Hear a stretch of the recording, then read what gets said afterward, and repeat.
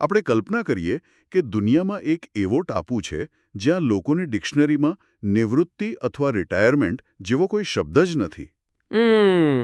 અને આ કોઈ વાર્તા કે ફિલ્મની વાત નથી હો. બરાબર. એક એવી જગ્યા જ્યાં લોકો સરેરાશ 100 વર્ષથી વધુ જીવે છે, અને એ પણ પથારીવશ થઈને નહીં. 100 વર્ષની ઉંમરે સવારે વહેલા ઉઠીને પોતાના બગીચામાં ખેતી કરવી, મિત્રો સાથે હસવું રમવું, સાયકલ ચલાવવી, એટલે કે જીવનની દરેક ક્ષણને એક ઉત્સવની જેમ જીવવી. એકદમ સાચી વાત છે. સામાન્ય રીતે વૃદ્ધાવસ્થાનો વિચાર આવે ત્યારે મગજમાં બીમારીઓ કે હોસ્પિટલના ચક્કર જ યાદ આવે. હા, અને એકલતા પણ. તો પછી એ લોકો પાસે એવું કયું જાદુઈ પીણું છે કે તેઓ આટલું અદ્ભુત જીવન જીવી શકે છે? આજના આપણા આ ડીપ ડાઈવમાં આપણે બરાબર આ જ રહસ્યના મૂળ સુધી પહોંચવાનું છે.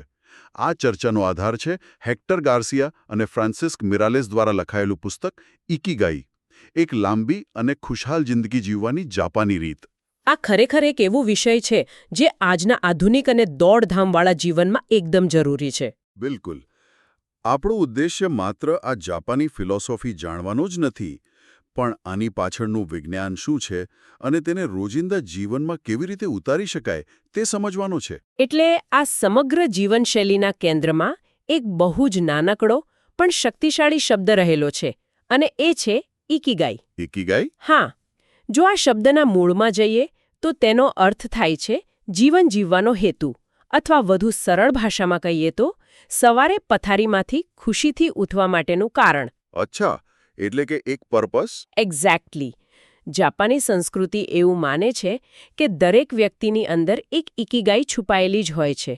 કેટલાક લોકોએ તેને શોધી લીધી હોય છે, જ્યારે કેટલાક હજુ અજાણતા જ તેની શોધમાં ભટકતા હોય છે. સાચી વાત. પણ જ્યારે આ ઇકિગાઈ મળી જાય ને, ત્યારે તે એક બળતણ તરીકે કામ કરે છે. તે માત્ર લાંબુ જ નહીં, પણ એક અર્થપૂર્ણ જીવન જીવવાની પ્રેરણા પૂરી પાડે છે. હા, પણ આ સાંભળવામાં બહુ કાવ્યાત્મક લાગે છે. ચાલો, આને થોડો જમીની વાસ્તવિકતા સાથે જોડીએ. ચોક્કસ. આપણે જે ટાપુની વાત કરી રહ્યા છીએ તે જાપાનની દક્ષિણે આવેલો ઓકિનાવા ટાપુ છે, હા, જેને વૈજ્ઞાનિકો બ્લુ ઝોન પણ કહે છે. હા, બ્લુ ઝોન. આખી દુનિયામાં આ ટાપુ પર સૌથી વધુ શતાયુ લોકો, એટલે કે 100 વર્ષથી વધુ ઉંમરના લોકો વસે છે.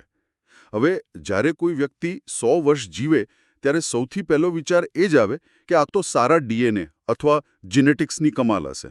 એવું જ લાગે ને. હા, કે જો કોઈના દાદા પરદાદા લાંબુ જીવ્યા હોય તો તે પણ લાંબુ જીવશે.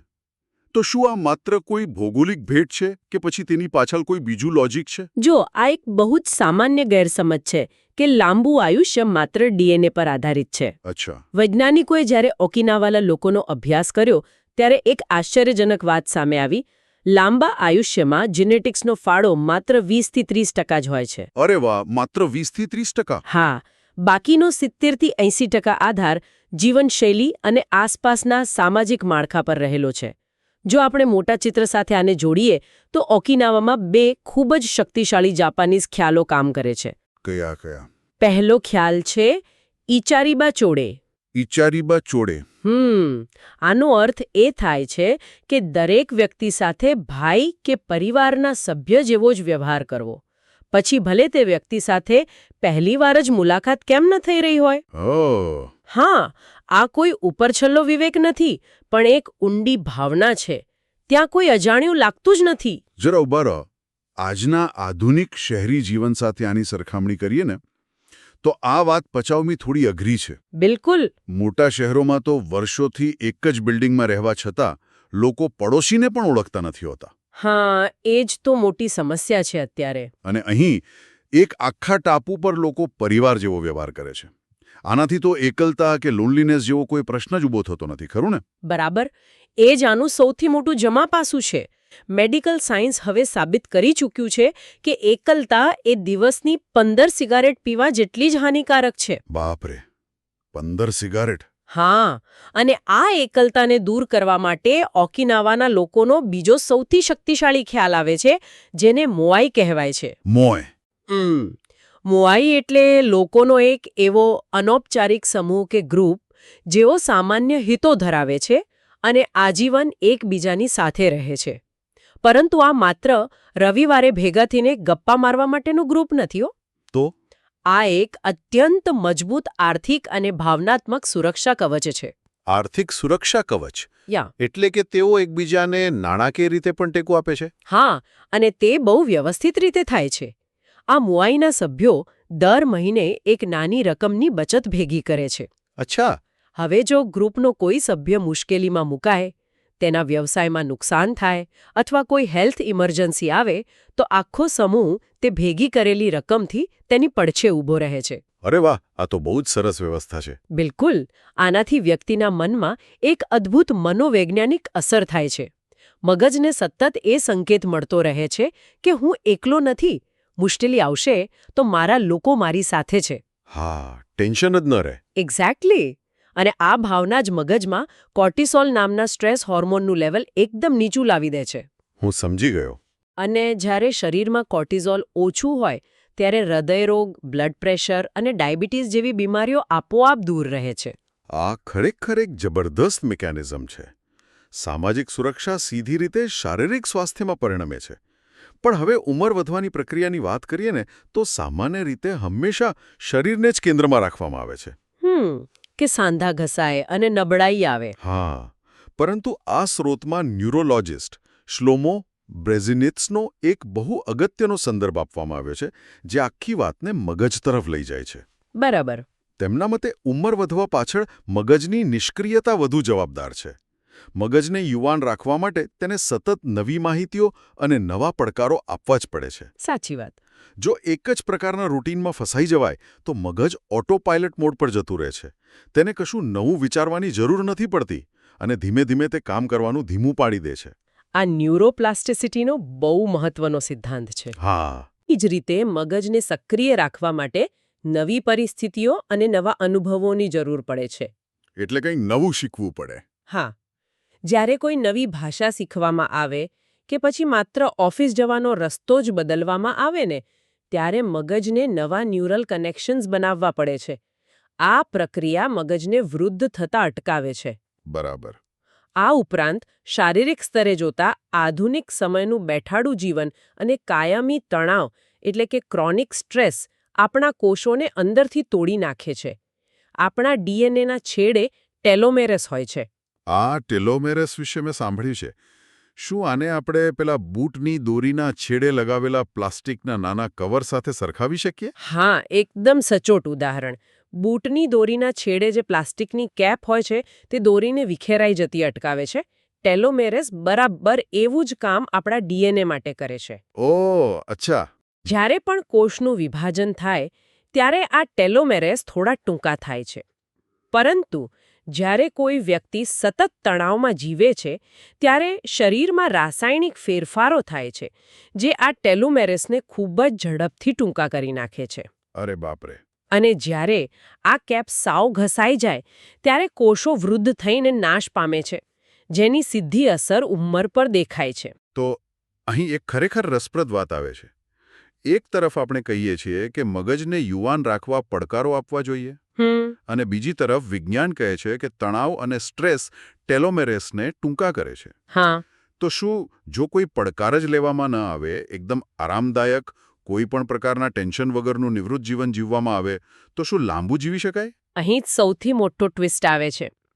બિલકુલ નિષ્ક્રિય અને પડકાર વગરનું જીવન જીવવું એ પણ એટલું જ ખતરનાક છે. એવું કેવી રીતે? જુઓ, વિજ્ઞાનમાં તણાવના બે પ્રકાર છે. ડિસ્ટ્રેસ એટલે કે નુકસાનકારક તણાવ અને યુસ્ટ્રેસ એટલે કે ફાયદાકારક તણાવ. આ પુસ્તક સમજાવે છે કે લો લેવલ ઓફ સ્ટ્રેસ એટલે કે થોડોક હળવો તણાવ આપણા માટે સંજીવની સમાન છે. હળવો તણાવ એટલે કેવો તણાવ? શું આનો અર્થ એવો છે કે ઓફિસની ડેડલાઇન પૂરી કરવાનો તણાવ સારો છે? હા, અમુક અંશે આ એવો તણાવ છે જે સવારે ઉઠવા માટે એક હેતુ આપે છે. બરાબર. કોઈ નવું કામ શીખવા માટે જે માનસિક ધક્કો લાગે છે ને તે યુસ્ટ્રેસ છે. જ્યારે સામે કોઈ લક્ષ્ય હોય ત્યારે તેને પૂરું કરવા માટે જે સક્રિયતા આવે છે તે મશીનમાં તેલ પૂરવા જેવું કામ કરે છે. અચ્છા, એટલે શરીર અને મગજ બંને એલર્ટ રહે? એક્ઝેક્ટલી. જ્યારે કોઈ સાવ નિવૃત્ત થઈ જાય અને કોઈ કામ જ ન હોય ત્યારે તેનું શરીર માની લે છે કે હવે આ મશીનની જરૂર નથી અને તે ઝડપથી બગડવા માંડે છે. હા, વપરાય નહીં તો કાટ લાગી જાય. બસ એ જ. તેથી જ ઓકિનાવા ટાપુ પર લોકો ક્યારેય નિવૃત્ત થતા નથી. તેઓ 90 વર્ષની ઉંમરે પણ ખેતી કરે છે, સામાજિક કામો કરે છે અને આ હળવા તળાવનો આનંદ લે છે. હું સમજી ગયો. એટલે કે જીવનમાંથી પડકારોને કાઢી નાખવાના નથી, પણ તેને યોગ્ય દિશા આપવાની છે. હા, બિલકુલ. હવે તણાવ અને મગજની વાત તો થઈ, પણ આ મશીનને ચલાવવા માટે જે બળતણ નાખવામાં આવે છે, એટલે કે ખોરાક, તે પણ એટલો જ અગત્યનો છે ને? હા, બહુ જ અગત્યનો. ઓકિનાવાના લોકોના આહાર વિશે એક એવો નિયમ છે જેણે આખી દુનિયાનું ધ્યાન ખેંચ્યું છે. જાપાનનો સૌથી પ્રખ્યાત નિયમ હારા હાચી બુ. હારાહાચીબુ. હા. આનો સીધો અર્થ એ છે કે તમારું પેટ 80% ભરાય ત્યાં સુધી જ જમવું. સાંભળવામાં બહુ સરળ લાગે છે, પણ મારો પ્રશ્ન એ છે કે સામાન્ય માણસને કેવી રીતે ખબર પડે કે તેનું પેટ બરાબર 80% ભરાઈ ગયું છે? હા, આ પ્રશ્ન ઘણાને થતો હોય છે. આપણી અંદર કોઈ કારના ડેશબોર્ડ જેવો મીટર તો લાગેલું નથી કે કાંટો 80 પર આવે એટલે લાલ લાઇટ થાય. હા, સાચી વાત છે. 80%નો કોઈ મીટર કે સ્કેલ નથી. પરંતુ આની પાછળ એક બહુ જ રસપ્રદ લોજિક કામ કરે છે. શું લોજિક છે? જ્યારે આપણે જમવાનું શરૂ કરીએ છીએ ત્યારે પેટમાંથી મગજ સુધી હવે પેટ ભરાઈ ગયું છે એવો સંકેત પહોંચતા લગભગ 20 મિનિટનો સમય લાગે છે. અચ્છા, 20 મિનિટ. હા.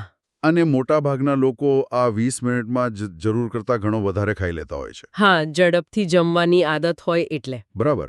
હારાહાચીબુનો વ્યવહારુ અર્થ એ છે કે જ્યારે એવું લાગવા માંડે કે હવે ભૂખ સંતોષાઈ ગઈ છે અને હજુ એક રોટલી કે થોડું ખાઈ શકાય તેમ છે. હા. બરાબર, એ જ ક્ષણે ખાવાનું બંધ કરી દેવું. ભોજન કર્યા પછી પેલી વધારાની મીઠાઈ કે ડેઝર્ટ ખાવાની જે લાલચ થાય છે તેને છોડી દેવી. પણ જીભના સ્વાદ પર કાબૂ મેળવવો એ સૌથી અઘરું કામ છે. જાપાનીઓ આટલી સરળતાથી આ કેવી રીતે કરી શકે છે? આના માટે તેઓ મનોવિજ્ઞાનનો એક બહુ સરસ ઉપયોગ કરે છે. શું કરે છે? તેઓ ક્યારેય આપણા જેવી એક મોટી થાળીમાં ભોજન નથી પીરસતા. અચ્છા. જાપાનમાં ભોજન નાની નાની પ્લેટ્સમાં પીરસવામાં આવે છે. મોટાભાગે 5 નાની પ્લેટ્સ હોય. ઓહ, 5 નાની પ્લેટ્સ. હા. જ્યારે વ્યક્તિ ખાવા બેસે અને મગજ જુએ છે કે સામે 5 અલગ અલગ વાનગીઓની પ્લેટ્સ છે, ત્યારે તેને એવો સંકેત મળે છે કે ઘણું બધું ખાવાનું છે. બરાબર. અને જ્યારે આ નાની પ્લેટ્સ ખાલી થાય છે ત્યારે પેટ પૂરેપૂરું ભરાય તે પહેલાં જ મગજ સંતોષ માની લે છે. અરે વાહ, મગજ સાથેની આ કેવી અદ્ભુત રમત છે. હા, આ કેલેરી રિસ્ટ્રિક્શનનો એક પ્રયોગ છે જે પાચનતંત્ર પરનો બોજો ઘટાડે છે. આંખોને છેતરીને પેટને આરામ આપવાનો આ કિમિયો અપનાવવા જેવો છે. બિલકુલ. અને માત્ર જમવાની રીત જ નહીં, તેમના ભોજનમાં પણ વિશેષતા છે ને? ચોક્કસ.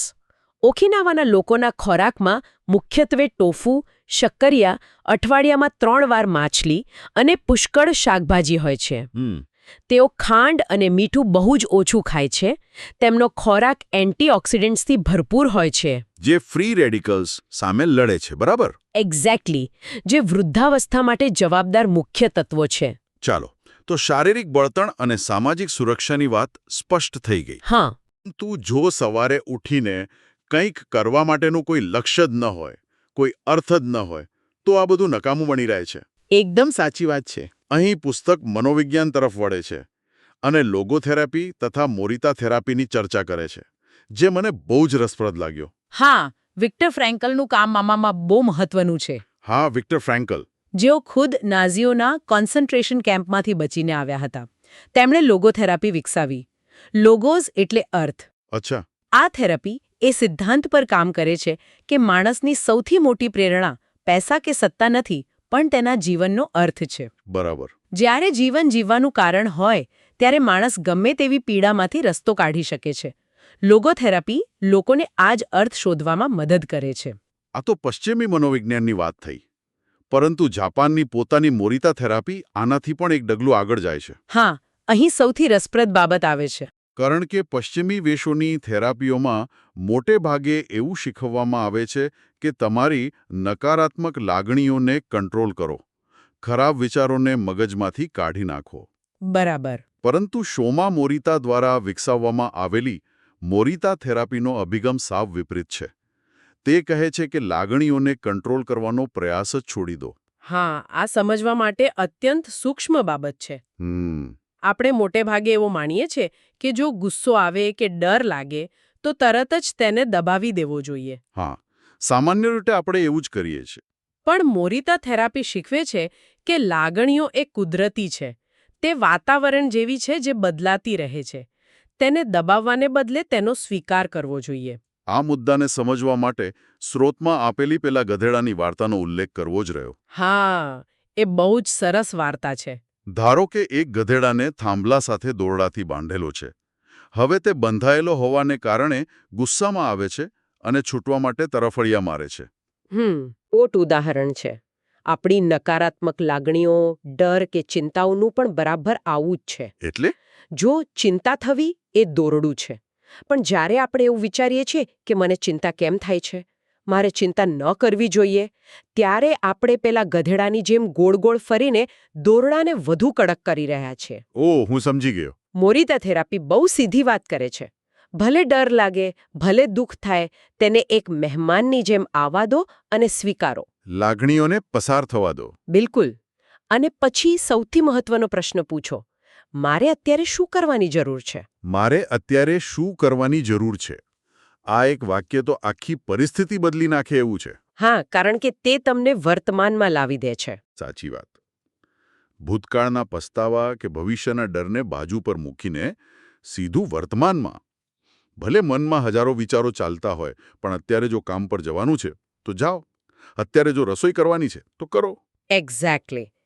ક્રિયા પર ધ્યાન કેન્દ્રિત કરવું એ જ આનો ઉકેલ છે. બરાબર. અને જ્યારે કોઈ વ્યક્તિ પોતાના વર્તમાનના કામ પર સંપૂર્ણપણે ધ્યાન કેન્દ્રિત કરે છે ને, ત્યારે તે એક એવી માનસિક અવસ્થામાં પહોંચે છે જેને ફ્લો કહેવામાં આવે છે. ફ્લો. હા, મિહાઈ ચિક્સેન્ટ-મિહાઈ નામના સંશોધકે આ કન્સેપ્ટ આપ્યો છે. અચ્છા. આ એવી સ્થિતિ છે જ્યાં વ્યક્તિ પોતાના કામમાં એટલી હદે ડૂબી જાય છે કે તેને સમય પસાર થવાનું ભાન જ રહેતું નથી. હા, એવું લાગે છે ને સમય થંભી ગયો છે. આ ફ્લોની સ્થિતિ આપણે મહાન વ્યક્તિઓમાં બહુ જોઈએ છીએ. સ્ટીવ જોબ્સ જાપાનીઝ કારીગરોથી બહુ પ્રભાવિત હતા. હા, બિલકુલ. જાપાનમાં આવા ઉત્કૃષ્ટ કારીગરો જેઓ પોતાના કામમાં સંપૂર્ણતા મેળવી ચૂક્યા હોય છે તેમને તાકુમી કહેવાય છે. તાકુમી. હા. ઉદાહરણ તરીકે, જે કારીગર માટીના વાસણો બનાવતો હોય, તે જ્યારે ચાકડો ચલાવે ત્યારે તે પોતે માટી અને ગતિ ત્રણેય એકરૂપ થઈ જાય છે. એકદમ સાચું. અથવા સુશી બનાવતા કોઈ 80 વર્ષના શેફની જ વાત લઈએ. દાયકાઓથી તેઓ રોજ એક જ કામ કરે છે, છતાં જરાય કંટાળતા નથી, કારણ કે તેઓ ફ્લોમાં હોય છે. હા, પણ અહીં એક બહુ મોટો પ્રશ્ન ઊભો થાય છે. શું? ઘણા લોકોને એવું મૂંઝવણ થાય કે આ બધું સાંભળવામાં તો સારું લાગે છે, પણ આપણે કોઈ મહાન કલાકાર કે શેફ તો છીએ નહીં. એ જ ને. રોજિંદા જીવનમાં તો વાસણ ઘસવાના હોય, કપડાં ધોવાના હોય કે પછી આખો દિવસ ડેટા એન્ટ્રી કરવાની હોય. આ બધા કંટાળાજનક કામોમાં ફ્લો કેવી રીતે મેળવવો? શું આ માત્ર કલાકારો માટે જ છે? ના, જરાય નહીં. આ પુસ્તક એક બહુ જ સુંદર ખ્યાલ આપે છે, માઇક્રોફ્લો. માઇક્રોફ્લો. હા, કોઈ પણ સામાન્ય અને કંટાળાજનક કામમાં પણ ફ્લો મેળવી શકાય છે. સ્રોતમાં ટોક્યોના એક એલિવેટર ઓપરેટરનું ઉદાહરણ આપવામાં આવ્યું છે. અચ્છા. તે વ્યક્તિનું કામ આખો દિવસ માત્ર લિફ્ટનું બટન દબાવવાનું અને ગ્રાહકોનું સ્વાગત કરવાનું છે. આનાથી વધુ નીરસ કામ બીજું કયું હોઈ શકે? હા, પણ એવું કહેવાય છે કે તેણે આ કામને પણ એક કળા બનાવી દીધી છે. બરાબર.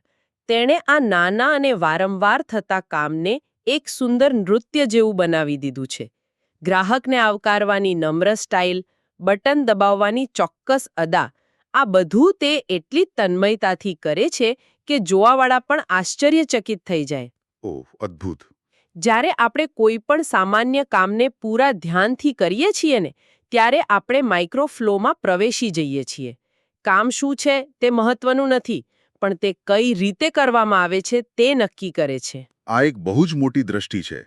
જો વાસણ પણ એવી રીતે ઘસવામાં આવે કે જાણે કોઈ કલાકૃતિ ચમકાવવાની છે, તો તે પણ ધ્યાનની અવસ્થા બની જાય. બિલકુલ. અને જાપાનીઓ પાસે જીવનને જોવા માટે બીજો એક એવો જ ઊંડો ખ્યાલ છે, વાબી-સાબી. વાબી-સાબી? આ શું છે? અત્યારે આપણે બધા સોશિયલ મીડિયાની દુનિયામાં એક પ્રકારના પરફેક્શન પાછળ ભાગી રહ્યા છીએ. બધું જ એકદમ સુંદર અને પરફેક્ટ હોવું જોઈએ. હા, સાચી વાત. પણ વાબી-સાબી આપણને કંઈક અલગ જ શીખવે છે. તે સમજાવે છે કે દુનિયામાં કંઈ પણ કાયમી નથી અને કંઈ પણ સંપૂર્ણ નથી. અચ્છા. પ્રકૃતિમાં જ અપૂર્ણતા રહેલી છે અને એ અપૂર્ણતામાં જ સાચું સૌંદર્ય છે. ઉદાહરણ તરીકે? જો માટીનો કોઈ કપ તૂટી જાય તો જાપાનીઓ તેને ફેંકી દેવાને બદલે એ તિરાડને સોનાના રંગથી પૂરે છે. હા, મેં આના ફોટા જોયા છે. કિન્સુગી કહે છે કદાચ એને? હા, કારણ કે એ તૂટવું એ તે કપના ઇતિહાસનો એક હિસ્સો છે.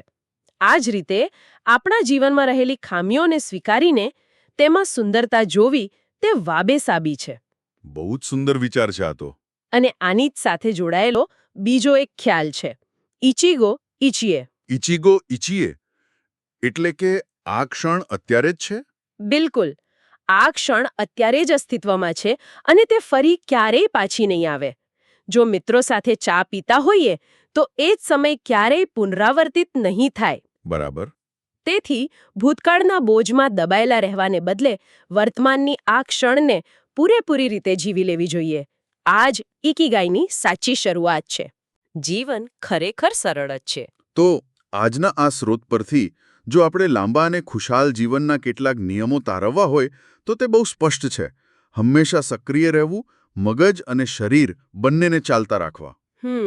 ક્યારે રિટાયર ન થવું. હા, ઉતાવળ છોડીને થોડી ધીમી ગતિએ જીવનને માણવું. ભોજનમાં પેટને 80% જ ભરવું. સારા મિત્રો અને સમુદાય વચ્ચે રહેવું. પ્રકૃતિ સાથે જોડાયેલા રહેવું. બરાબર.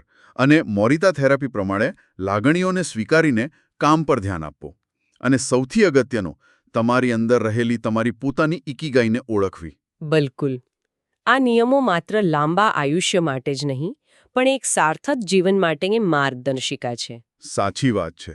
અને આજના ડીપ ડાઇવના અંતે હું એક વિચાર મૂકવા માંગુ છું. ચોક્કસ, જણાવો ને. આજના આધુનિક સમયમાં આપણે હંમેશા વર્ક લાઈફ બેલેન્સ શોધવાનો પ્રયાસ કરીએ છીએ. આપણને એવું શીખવવામાં આવ્યું છે કે કામ એ કોઈ બોજ છે અને જીવન એ રિટાયરમેન્ટ પછી માણવાની જગ્યા છે. હા, વીકેન્ડની રાહ જોતા હોઈએ આપણે. બરાબર.